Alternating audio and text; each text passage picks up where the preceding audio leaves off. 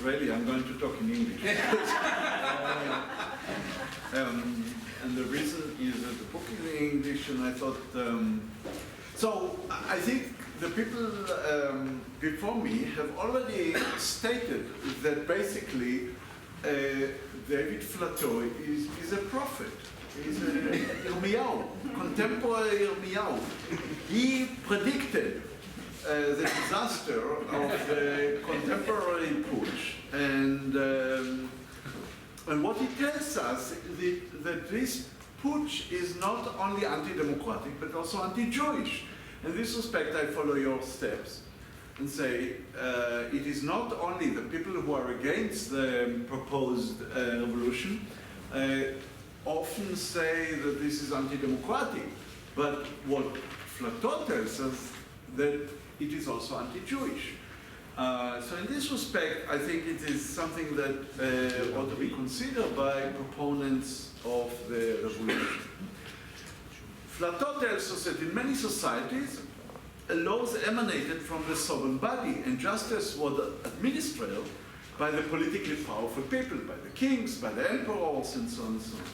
But the novelty of the book is that ancient Judaism is exceptional because an important strand in early Jewish writings share affinities with the modern perception that dictates that law is an autonomous sphere and consequently that independent adjudicatory institutions should be established to protect the judiciary and the law from the executive branch.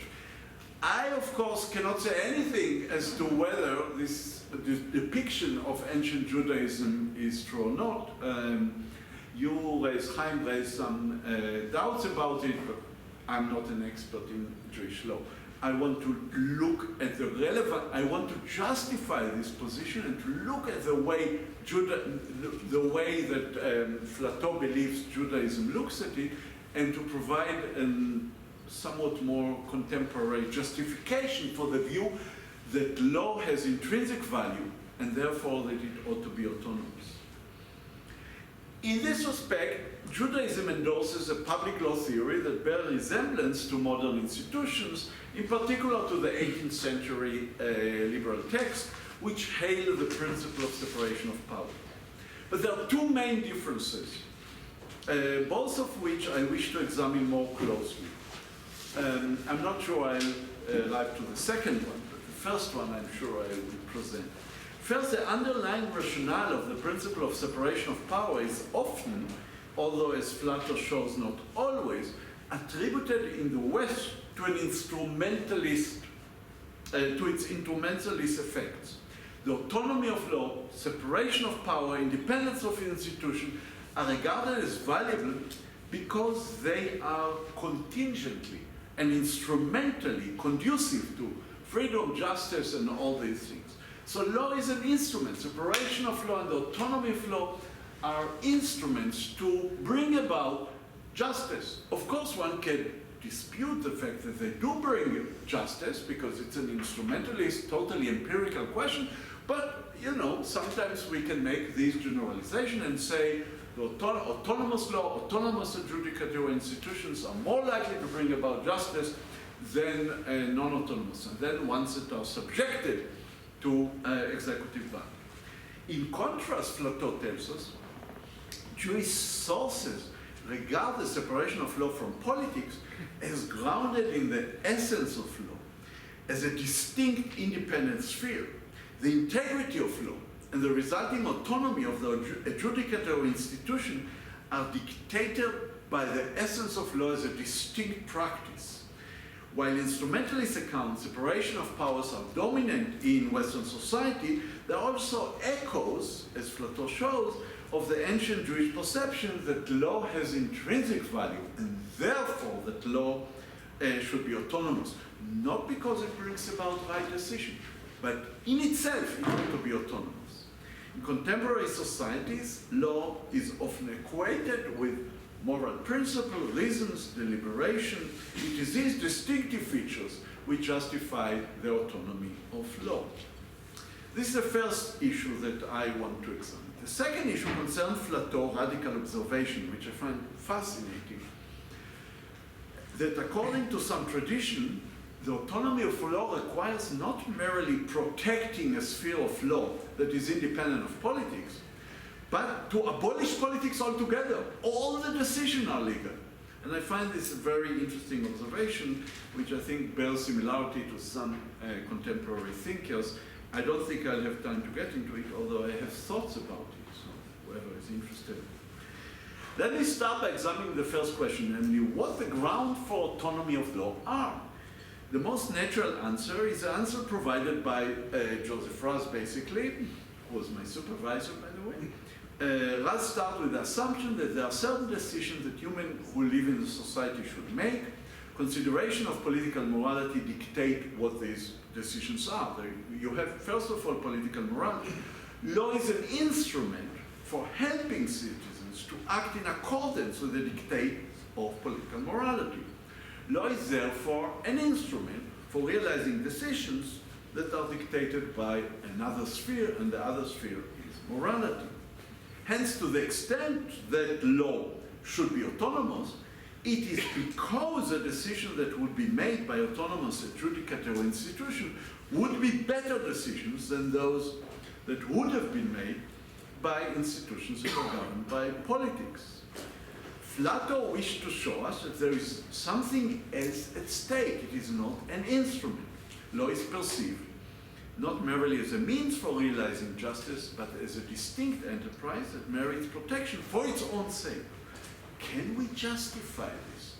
Don't we fetishize law by doing this? Perhaps because we are all lawyers, and, or not all, but many of us are lawyers, so we want our profession to be holy, to have intrinsic value. Perhaps there is nothing there. Perhaps it's just an instrument. I believe it is not. Let me start with Kant. Kant, of course, is the main opponent of Raz. Of course, he didn't know Raz, but he's the main opponent of Raz in this respect. He argued that morality without law is incomplete. Instead, law is a constitutive part of morality. Morality is not complete without law. As Ripstein described Kant, the consistent exercise of the right to freedom by a plurality of persons cannot be conceived apart from a public legal order. Public legal order is a part of morality.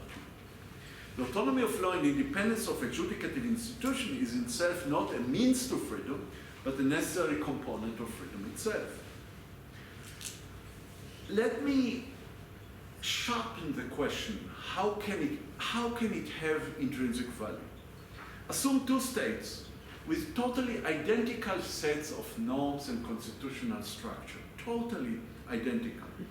They both protect basic liberties and freedoms. In this respect, they differ from our contemporary Israel. And let's assume they're both kind of liberal, contemporary, in accordance with contemporary views of liberalism and freedom and equality and so on. In one state, the protection is a byproduct of politics. It's political decisions that are being made. Why? Because the government is very happy, I don't know, the ministers are like liberalism or like freedom and so on. While in the other, it grounded not in political will, but in a constitutional framework with rules, with legal rules. Is there a foundational difference between the two? Can we say that one is better than the other? Can we say that one state, the legal state, is better than the political state? I would say yes, there is a value, despite the fact that all the rights are identical, or the rules are identical. One case, there are all directives made by the government. In another state, there are rules that are made by institutions and autonomous legal system and adjudicatory institution. In the political state, our freedoms are contingent on our political will. In contrast, in the legal state, our freedoms are understood to be independent of the political will. They are dictated by the law. This does not imply that they are more secure or less likely to be eroded. It means, however, that they do not depend on us. They depend on reason. There is something before us, so we have a duty to follow them. It is this different understanding which, in my view, renders the two regimes very different. To be awarded a right by the law provides the beneficiary a fundamentally different good. I don't say I have this right because the government gave it to me. Say I have this right because the government is obliged to give it to me because it's the law. Hence, identically worded norms may nevertheless produce different goods. It is one thing to benefit from a political decision protecting one's right to free expression, another thing to benefit from a legal norm protecting this right. On the proposed account, political and legal institutions are not merely manufacturers of just and efficient norms. Their value also lies in signifying the grounds for these norms, such as determining whether these norms are primarily reason-based norms or will-based norms. Are they ones that the political community is bound by, or are they ones that the political community wishes to chooses and take it upon itself? The conventional wisdom has it that some institutions are more or less competent than others.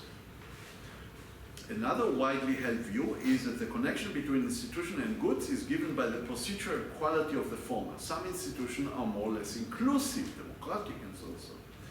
What these share is a unidimensional picture of the institution-good connection. Semantically identical authoritative pronouncements such as everyone is equally entitled to X can be made by a constitutional assembly, legislature, court, or administrative agency, and in each one it provides a different good. This is my suggestion. Because in some cases it says, we do it because we want it. In other cases, we do it because we are obliged by it. The public institution which produces the norms partially determine what the resulting goods are. Hence, the separation of power and the related coexistence of a variety of lawmaking institutions are not merely means to improving the quality of decisions. Crudely speaking, politics is about will, while the law is about reason. It is this view which we can account for what Flatto attributes to Judaism. Namely, the rule of law is designed to respect the distinct role of law as opposed to politics, to indicate that it is not all is up for grabs. Namely, not all depends on our preferences or wills or even our judgments.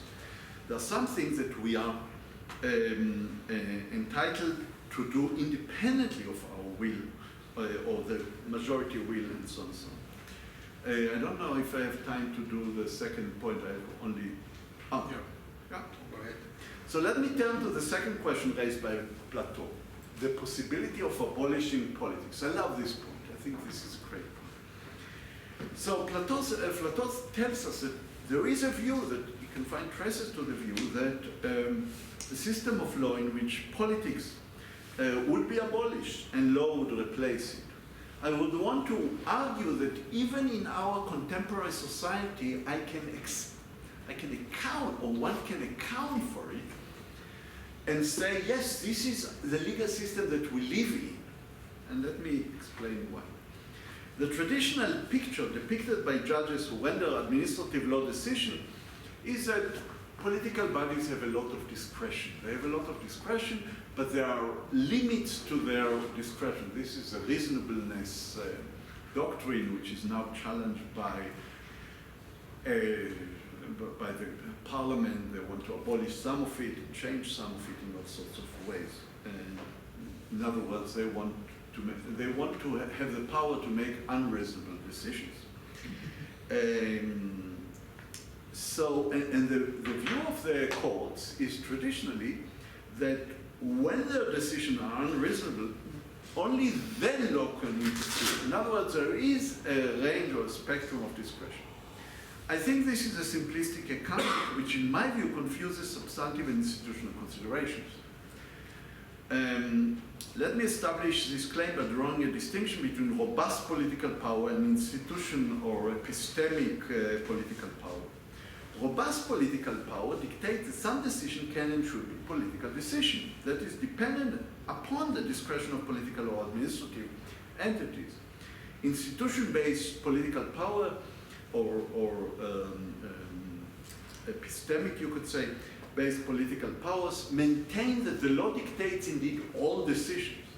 Yet often, for epistemic reasons, some decision can better be identified by political entities than by judges. We give it to the political not because they have the discretion to do it, but simply because they are better qualified to make this decision within a range of reasonableness, within a range of, within some boundaries. Hence, what seems to be decision dictated by politics, they are dictated by law. But given the epistemic limitation of judges and perhaps the epistemic advantages of politicians or administrators, the best entity to make this decision is a political entity.